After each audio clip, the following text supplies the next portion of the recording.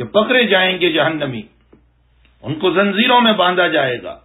خذوه فغلوا ثم الجحیم صلوا ثم فی سلسلۃ ذرعها 70 ذراعا فاسلكوه انه كان لا يؤمن بالله العظیم ولا يحض على طعام المسكين فليس له اليوم هاهنا حمیم ولا طعام الا من غسلین لا يأكله الا الخاطئون.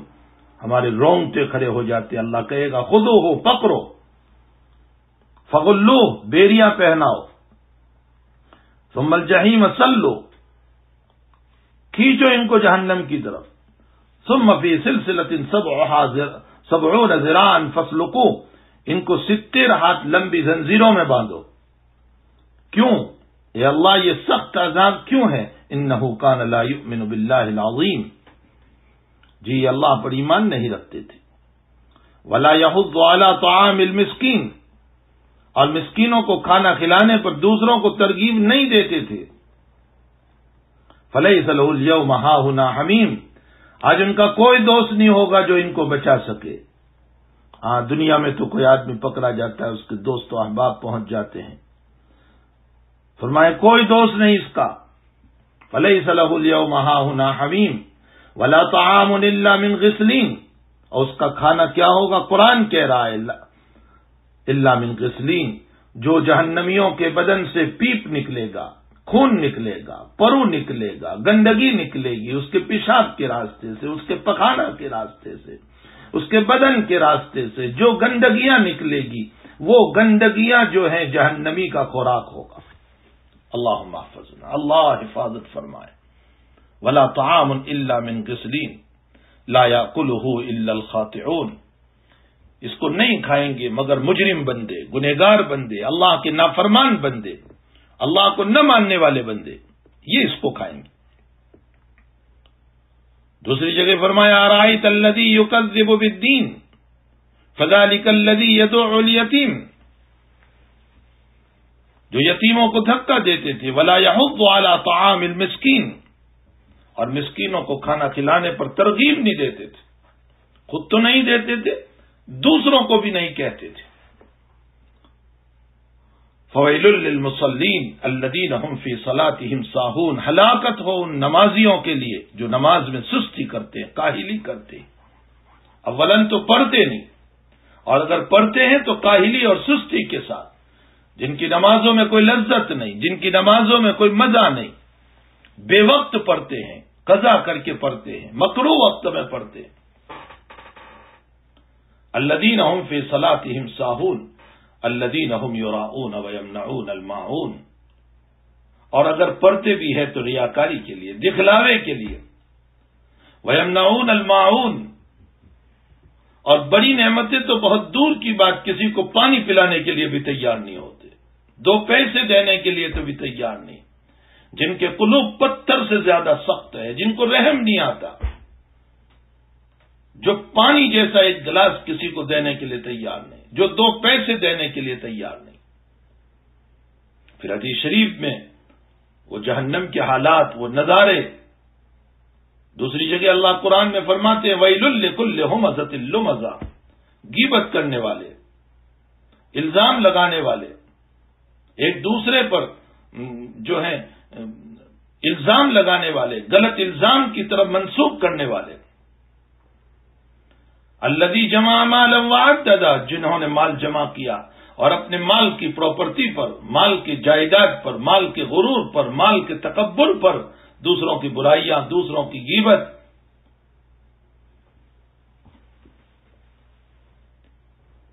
ویل لکل ہمزۃ لمزہ الذی جمع مالا وعددا یحسب ان مالہ اخلد، ان کا گمان یہ تھا کہ ہم دنیا میں ہمیشہ رہیں.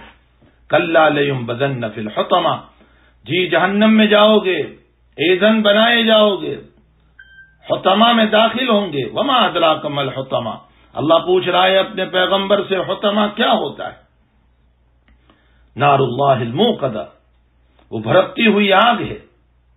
التی تطلع علی الافئدہ، جو بدن کو جلاتی جلاتی تمہارے دل تک پہنچ جائے گی.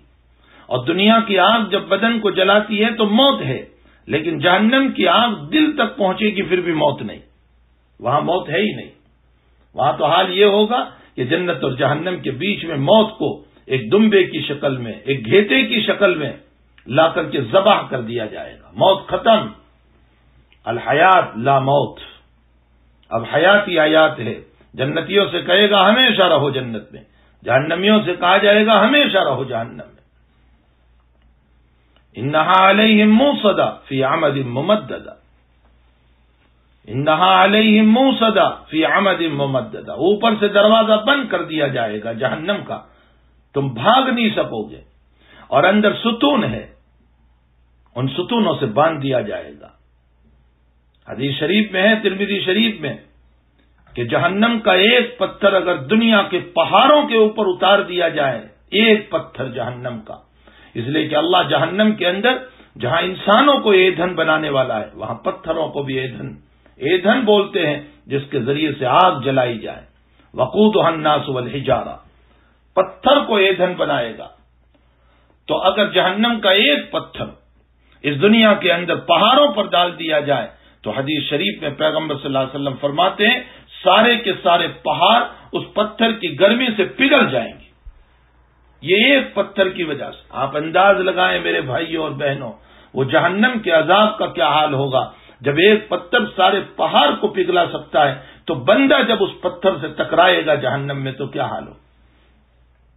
علامہ ابن ابی دنیا رحمۃ اللہ علیہ نے روایت نقل فرمائی کہ جہنم میں فرشتوں کو مارنے کے لیے جو ہتھوڑا دیا گیا ہے، لوہے کا جو ہوتا ہے، فرمایا دنیا کے انسان اور جن مل کر کے اس کو اٹھانا چاہے تو اٹھا نہیں سکتے.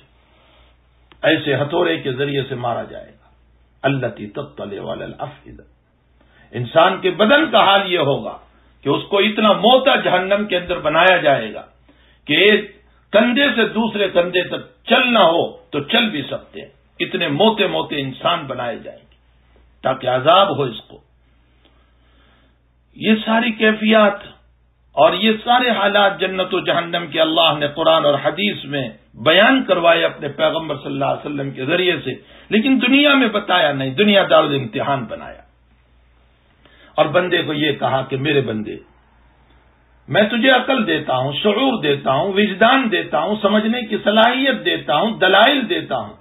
یہ آفتاب، یہ سورج، یہ چاند، یہ دنیا کا مہکنا، چہکنا، چلنا، پھرنا، یہ سب کی سب چیزیں جو ہیں میرے دلائل ہیں اللہ کی توحید کو سمجھنے کے لیے، اس کی عبادت کی طرف چلنے کے لیے. یہ سارے میرے دلائل ہیں. ان دلائل کو مد نظر رکھو اور مجھ پر ایمان لاؤ. اپنے عقل و شعور کے ذریعے سے مجھے مان لو اور میری عبادت کرو. میں نے تم کو اپنی عبادت کے لیے پیدا کیا ہے، اور میری نافرمانی سے باز آ جاؤ، میری نافرمانی نہ کرو. تو دنیا کو اللہ تعالیٰ نے امتحان کا گھر بنایا اور آخرت کو اللہ تعالیٰ نے جزا کا گھر بنایا ہے، جہاں جزا ملے گی، سزا ملے گی. اور اللہ تعالیٰ نے جہنم کو خواہشات سے گھیر رکھا ہے اور جنت کو مکارہ سے گھیر رکھا ہے. خواہشات سے گھیرنے کا مطلب یہ ہوتا ہے کہ دنیا میں انسان جہنم کے تذکروں کو سننے کے باوجود اس جہنم کے آگے خواہشات کے پردے ہیں، اور بندہ جب خواہشات کو دیکھتا ہے تو اس میں لپک پڑتا ہے. اسے یہ پتہ نہیں ہے کہ اس کے پیچھے جہنم ہے. جیسے شکاری کبوتر کو پکڑنے کے لیے جال ڈالتا ہے تو نیچے دانے بھی ڈالتا ہے. اب وہ کبوتر دانا تو دیکھ رہا ہے لیکن اس کو جال نظر نہیں آتی، اور وہ دانے کی لالچ میں، خواہشات میں وہ اس جال پر جا گرتا ہے اور اس کے پاؤں اس کے اندر پھنس جاتے ہیں. ٹھیک اسی طرح ان خواہشات کے پیچھے جہنم ہے. انسان خواہشات میں جب پڑتا ہے، بے حیائیوں میں، گناہوں میں، معاصی میں، اللہ کی بغاوت میں، اجنبی عورتوں کو دیکھنے میں، غلط لذتوں میں. اور اب تو حال یہ ہو گیا کہ کسی زمانے میں تو ان بے حیائی کے کاموں کو کرنے کے لیے اور کھیل کود کے لیے میدان میں جانا پڑتا تھا. اب تو حال یہ ہے کہ ساری دنیا کے بے حیائی کے توعیز اور بے حیائی کی چیزیں اب مارکیٹ میں مل رہی ہے اور خرید کر کے ہم گھروں میں لا رہے ہیں، اور ہمارا بیڈ روم اور سلیپنگ روم اور سٹنگ روم اور ہمارے سارے روم ان کھیل کود کی چیزوں سے بھرا ہوا ہے، اور وہ ہے ٹیلی ویژن جو ہر جگہ رکھا ہوا ہے، جہاں سے سارے ناچگان اور بے حیائی کی دعوتیں اور بے حیائی کی باتیں ریلیز ہو رہی ہے اور ہمارے سینوں میں پیوست ہو رہی ہے، اور میرا بچہ بھی میرے ساتھ بیٹھ کر دیکھ رہا ہے، میری بیوی بھی میرے ساتھ بیٹھ کر دیکھ رہی ہے، میرا شوہر بھی میرے ساتھ بیٹھ کر دیکھ رہا ہے، میرے معصوم بھی میرے ساتھ بیٹھ کر دیکھ رہے ہیں۔ پہلے کسی جگہ جانا پڑتا تھا، اب تو ہم گھر ہی کے اندر بے حیائی کی چیز کو خرید کر لے آئے۔ میرے بھائیوں اور میری بہنوں، اب تو ہم نے اپنے گھر ہی کو بے حیائی کا مکان بنا دیا، غلط کاموں کا مکان بنا دیا۔ روایت میں ہے کہ نبی اکرم صلی اللہ تعالی علیہ وسلم فرماتے ہیں حدیث قدسی میں کہ اللہ نے جب جنت کو بنایا تو جبریل سے کہا جاؤ میری جنت دیکھ کر آؤ۔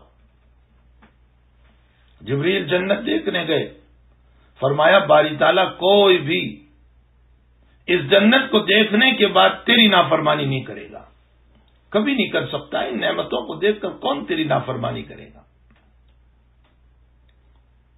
پھر کہا اب دیکھ کر آؤ۔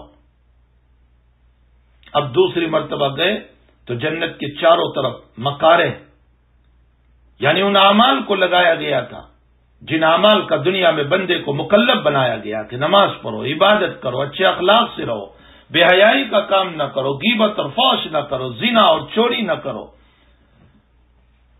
یہ سارے کام جنت کے چاروں طرف، یہ مکارے ہیں جو انسان کے لیے کرنا مشکل ہوتا ہے۔ یہ سارے مکارے سے جنت کو گھیر لیا گیا۔ اب جبریل نے دیکھا تو فرمایا باری تعالیٰ اب تو ایسا لگتا ہے کہ کوئی جنت میں نہیں جائے گا، اس لیے کہ ان اعمال کو نہیں کرے گا لا محالہ وہ جنت میں نہیں جائے گا۔ فرمایا جاؤ میری جہنم کو دیکھ کر آؤ۔ گئے جہنم کو دیکھنے، اندر کے حالات کو دیکھ کر کے فرمایا رب کریم یہ ایسی بھڑکتی ہوئی آگ ہے کہ اس کو دیکھنے کے بعد کبھی کوئی تیری نافرمانی نہیں کر سکتا ہے، ہر ایک کو ڈر رہے گا۔ تھوڑی دیر کے بعد فرمایا آپ دیکھ کر آؤ۔ اب جو جہنم میں دیکھنے گئے ہیں تو چاروں طرف خواہشات کے پردے لگے ہوئے ہیں، زنا کے پردے، ہوس کے پردے، عیاشیوں کے پردے، آرام کے پردے، راحت طلبی کے پردے، سارے پردے خواہشات کے لگے ہوئے ہیں۔ اب جو دیکھا فرمایا رب کریم اب ایسا لگتا ہے کہ تیرے سارے ہی بندے ان خواہشات کی وجہ سے جہنم میں چلے جائیں گے۔ اسی کو فرمایا حجبت النار بالشہوات، ہم نے جہنم کو شہوتوں سے گھیر رکھا ہے۔ جو انسان شہوتوں والے اعمال کرے گا اس کے پیچھے جہنم ہے، وہ سیدھا جہنم میں جائے گا۔ اس لیے میرے بھائیوں اور بہنوں، ہمیں حرام اور ناجائز خواہشات سے اپنے آپ کو بچانا ہے۔ ایک تو حلال خواہشات ہوتی ہے جس کی شریعت نے اجازت دی، ہنسی مذاق اپنی جگہ پر جائز ہے، بشرطے کہ کسی کی توہین نہ ہو، بے عزتی نہ ہو، مزاح ہو، کسی کے خلاف سازش نہ ہو۔ اپنی بیوی کے ساتھ محبت بالکل جائز ہے، بلکہ مطلوب ہے شریعت میں، بلکہ ثواب ملے گا۔ نبی علیہ السلام نے فرمایا محبت کے ساتھ تیرے بیوی کے منہ میں لقمہ دیتا ہے اس پر بھی ثواب۔ اپنی بیوی سے دل لگی، اس سے محبت کرنا، اس سے پیار کرنا، یہ مطلوب ہے۔ حتیٰ کہ انسان ملاقات کرتا ہے تو اس پر بھی ثواب۔ ایک بیوی کو کہا گیا کہ تیری ساری خوبصورتی اور تیری رہنائیاں اور تیرے کپڑوں کا بناؤ سرگار تیرے شوہر کے لیے ہوگا۔ ایک انسان کی طبیعت ہے اچھے کپڑے پہننا، وہ اچھے کپڑے پہنتا ہے، اللہ کے دیے ہوئے حلال مال کے سامنے رکھ کر، جائز ہے۔ ایک انسان کی طبیعت ہے اچھے جوتے پہننا، اچھے شوز پہننا، اپنے حلال مال سے اچھے شوز اور جوتے پہن رہا ہے، کوئی حرج نہیں، جائز ہے۔ شریعت نے اس کو جائز قرار دیا۔ حدود شرع میں رہ کر، شریعت کے حدود میں رہ کر اپنے تقاضوں کو پورا کرنا، یہ شریعت میں برا نہیں ہے، لیکن حرام خواہشات کو پورا کرنا، ناجائز خواہشات کو پورا کرنا۔ اور یہ بھی یاد رکھے میرے بھائیوں اور بہنوں کہ ان خواہشات کے ذریعے سے اولاً تو انسان کی ہر خواہش پوری ہوتی ہی نہیں، بڑے سے بڑا مالدار کیوں نہ ہو، عہدے دار کیوں نہ ہو، بادشاہ کیوں نہ ہو، ہر انسان کی خواہشات پوری ہوتی ہی نہیں، اس لیے کہ ایک خواہش پوری نہ ہوئی کہ دوسری پوری نہ ہوئی کہ تیسری پوری نہ ہوئی کہ چوتھی، بس چلتا ہی رہتا ہے معاملہ۔ ایک دکان تھی کہ دوسرے کی فکر، اور دوسری تھی کہ تیسرے کی فکر، اور چوتھی کی فکر، بس ایک کے بعد ایک چلتا ہی رہتا ہے۔ خواہشات انسان کی کبھی پوری نہیں ہوتی، اور اس کے ساتھ ساتھ نفس جب برائیوں کا عادی ہو جاتا ہے، خواہشات کا عادی ہو جاتا ہے، تو پھر اس کی دل کا سکون بھی ختم ہو جاتا ہے، اس میں قرار نہیں آتا، اس میں سکون نہیں آتا۔ آپ دیکھیں مغربی دنیا کے اندر، اس مغربی دنیا کے اندر انہوں نے ہم جنسوں سے نکاح کرنے کو بھی جائز قرار دیا کہ مرد مرد سے نکاح کر سکتا ہے، عورت عورت سے نکاح کر سکتی ہے۔ کیوں؟ آخر یہ بڑے بڑے کسینوں اور سنیما ہال کھول دیے جہاں سنیما بھی ہوگا، عیاشی بھی ہوگی، جس لڑکی کے ساتھ جو کرنا چاہے وہ بھی ہوگا، اور جوئے بھی کھیلے جائیں گے۔ کیوں؟ اس لیے کہ وہ خواہشات کے ذریعے سے سکون حاصل کرنا چاہتے ہیں۔ اور اس پر بس نہیں ہوا تو زنا بالجبر شروع کیا۔ زنا بالجبر کا معنی ہوتا ہے کہ اپنی رضامندی سے زنا کے اندر جب سکون نہیں ہے تو زبردستی زنا کے اندر ہمیں سکون ملے گا۔ ساری مغربی دنیا اپنی خواہشات کو پورا کرنے میں لگی ہوئی ہے، اور صرف اس لیے کہ خواہشات پوری ہو تو طبیعت میں سکون ہو جائے۔ میرے بھائیوں اور بہنوں، اللہ کی بغاوت کے ساتھ، اللہ کی نافرمانی کے ساتھ کبھی سکون نہیں مل سکتا، کبھی سکون نہیں مل سکتا۔ موت آ جائے گی لیکن سکون نہیں ملے گا۔ پھر جب یہ لوگ اپنی خواہشات کے پورا کرنے پر لگتے ہیں تو نہ قانون کو دیکھتے ہیں، نہ مذہب کو دیکھتے ہیں، نہ حیا اور شرم کو دیکھتے ہیں، نہ اخلاق کو دیکھتے ہیں، نہ معاشرے کو دیکھتے ہیں، کچھ نہیں، بس بے حیا بن کر کے گناہ کرتے چلے جا رہے ہیں دل کے سکون کے لیے۔ لیکن سکون کبھی بھی گناہوں سے اور خواہشات سے نہیں ہوتا ہے۔ خوب سوچ لیں میرے بھائی، پٹک پر مر جائیں ہم، سکون نہیں ملے گا معاصی سے۔ بلکہ حدیث شریف میں تو یہ کہا گیا کہ میری امت پر ایک دور یہ آنے والا ہے کہ سب سے بڑا نیک انسان وہ سمجھا جائے گا جبکہ ایک عورت اور ایک مرد کھلے عام زنا کر رہے ہوں گے تو وہ مرد جا کر کے ان کو یہ کہے گا، بھائی تم اس درخت کے پیچھے جا کر کے یہ کام کر لو، سامنے نہ کرو۔ وہ اس کام کو برا نہیں جانتا ہوگا کہنے والا، صرف اتنا کہے گا کہ آڑ میں جا کر کے یہ کام کرو۔ ایک دور آئے گا کہ ایک زمانہ آئے گا کہ اس زمانے میں اس کو سب سے بڑا نیک آدمی سمجھا جائے گا جو یہ کہے گا، حالانکہ اس نے زنا کو برا نہیں سمجھا۔ آپ انداز لگائیں کہ یہ معاشرہ اور یہ مذہب، یہ معاشرہ اور یہ بد تہذیبی اور بد اخلاقی کہاں تک چلی جائے گی۔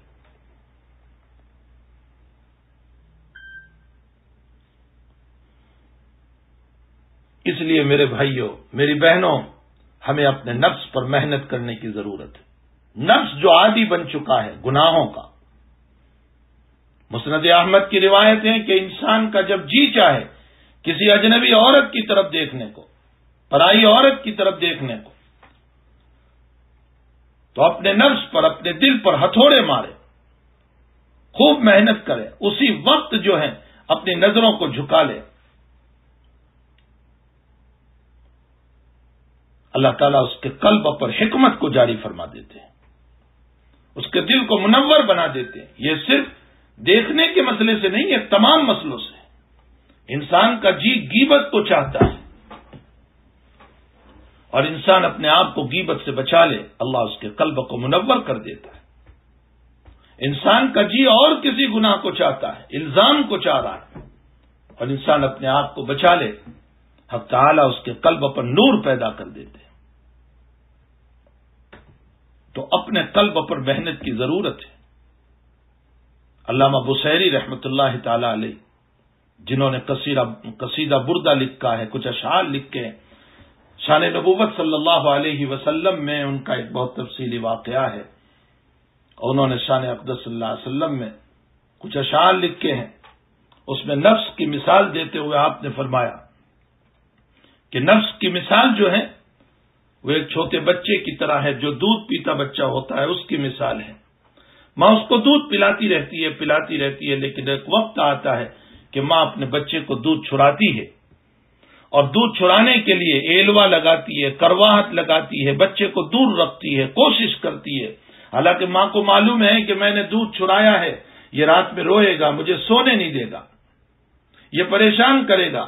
ماں سب کچھ برداشت کر لیتی ہے، لیکن برداشت کرتے ہوئے اس بچے کے دودھ کو چھڑانے کی کوشش کرتی ہے، اس لیے کہ اگر دودھ نہیں چھڑایا گیا تو نتیجہ یہ ہوگا کہ یہ بچہ بڑا ہو کر بھی نہ روٹی کھائے گا، نہ کھانا کھائے گا، بلکہ ہر وقت دودھ کے اندر مشغول رہے گا۔ اس لیے ماں بچپن ہی سے اس کو دودھ چھڑانے کی کوشش کرتی ہے۔ ٹھیک اسی طرح علامہ بصیری رحمۃ اللہ علیہ فرماتے ہیں، ہمارا نفس بھی گناہوں کا عادی ہو چکا ہے، اس کو عبادت کے ایلوے کے ذریعے سے، عبادت کی کرواہٹ کے ذریعے سے، اور اللہ کی محبت کے ذریعے سے، اور اللہ کی عبادتوں کی لذتوں کے ذریعے سے اس نفس کو جو ہے گناہوں سے روکنا ہے۔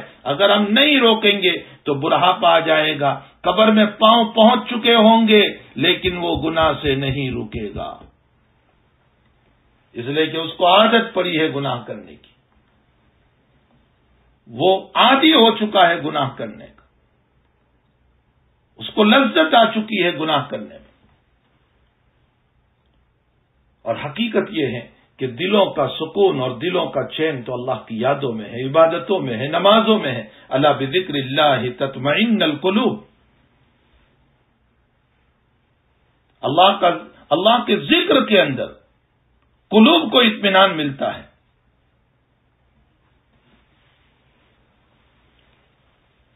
آرزویں خون ہو یا حسرت پامال ہو، آرزویں خون ہو یا حسرت پامال ہو، اب تو اس دل کو تیرے قابل بنانا ہے مولا۔ میری ساری آرزو ٹوٹ جائیں، میری ساری حسرتیں اور تمنائیں پامال ہو جائیں، لیکن اے اللہ میں اپنے دل کو تیرے قابل بناؤں گا۔ اور حقیقت یہ ہے میرے بھائیوں کہ جب کسی سے محبت ہو جاتی ہے تو کام کرنا آسان ہو جاتا ہے۔ علامہ رومی رحمۃ اللہ علیہ نے معارف مثنوی میں لیلا مجنوں کا واقعہ بیان کیا، اور جب لیلا نے یوں کہا کہ اگر تو میرا دیوانہ ہے تو میرے لیے دودھ کی نہر کھود، تو مجنوں نے وہ کام بھی شروع کر دیا۔ آپ انداز لگائیں کہ ایک لیلا کی محبت کی خاطر دودھ کی نہر کھودنے کو شروع کر دیا۔ کیوں؟ اس لیے کہ محبت میں کام آسان ہو گیا۔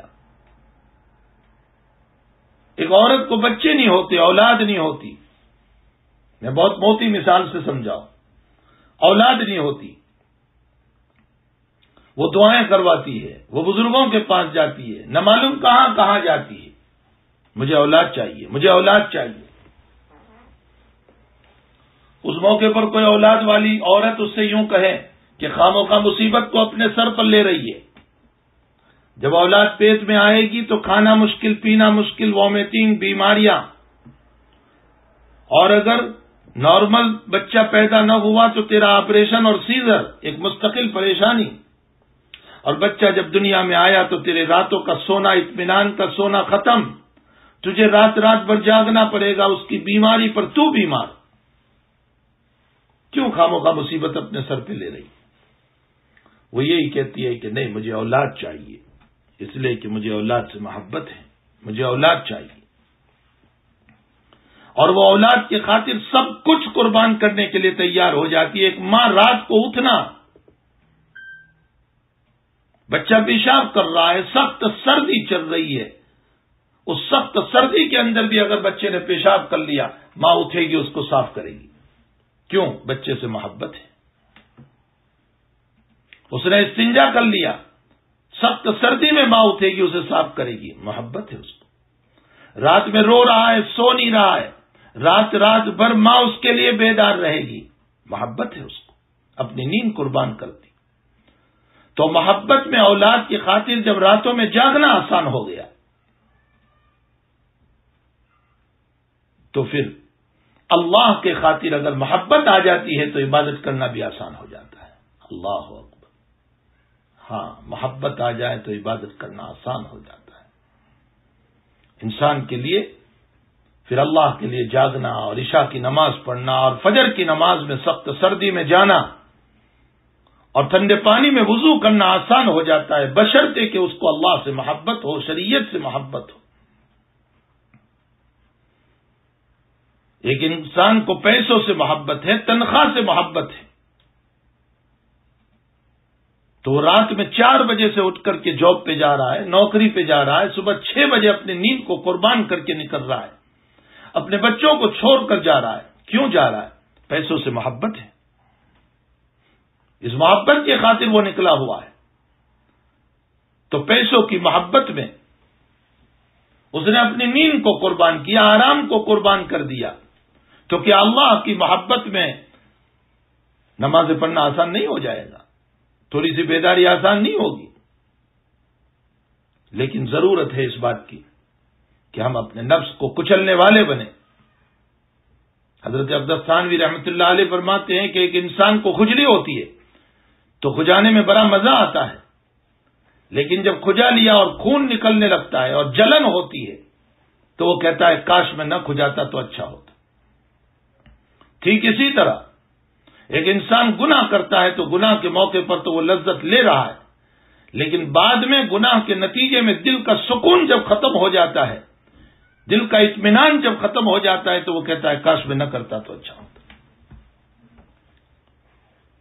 میرے بھائیوں اور بہنوں، اپنے آپ کو عادی بناؤ اپنے نفس کے کچلنے کے. لوگ پوچھتے رہتے ہیں کوئی تعویذ دے دو، کوئی وظیفہ دے دو. بد نظری بہت ہو جاتی ہے، نماز میں جی نہیں لگتا. کوئی تعویذ اور وظیفہ نہیں. بڑے سے بڑا شیخ بھی اس کو نہیں روک سکتا ہے جب تک کہ خود انسان اپنے نفس پر قابو نہ کرے، جب تک خود اس کو کچلنے کی کوشش نہ کرے، اس کو دبانے کی کوشش نہ کرے.